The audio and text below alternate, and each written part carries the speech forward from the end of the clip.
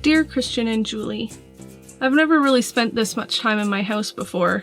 Like, really in my house. No distractions, no seeing my house through the eyes of others. The past 6 months have been spent almost entirely in my house, actually. Seeing the spaces in new ways, using rooms I didn't deem mine a few months ago, considering what this house looks like when it is in a public space but rather a private dwelling, and asking myself, how does that change the way it's used? How do I see this building as my home and not my work?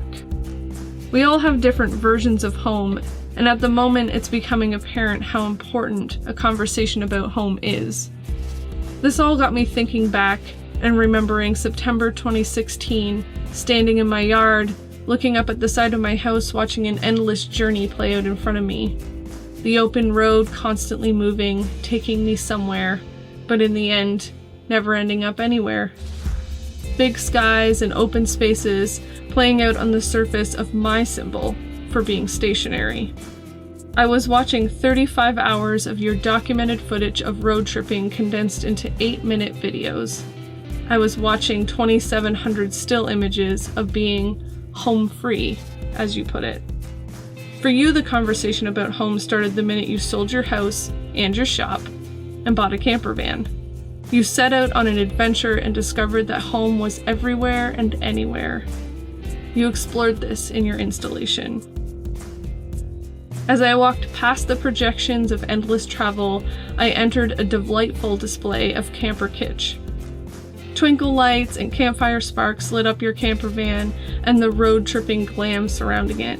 Here you explored how home connects to community, how travel can bring with it an extension of home, but also how travel removes you from your comforts, creating disruptions that can bring with them newfound appreciation or growth.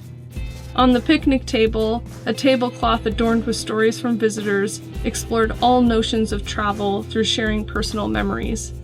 These isolated moments became myths of everyone's personal heroic journey. Here, the stories shared about being away from home generally meant overcoming an obstacle and learning something new about yourself, a place, other people, etc.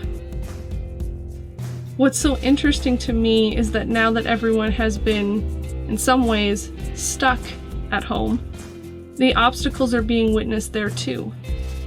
For us, it's the obstacle of staying motivated, staying committed to our artistic passions.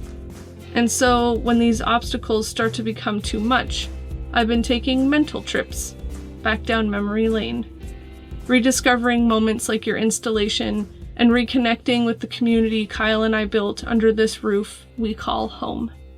Sincerely, Chrissy.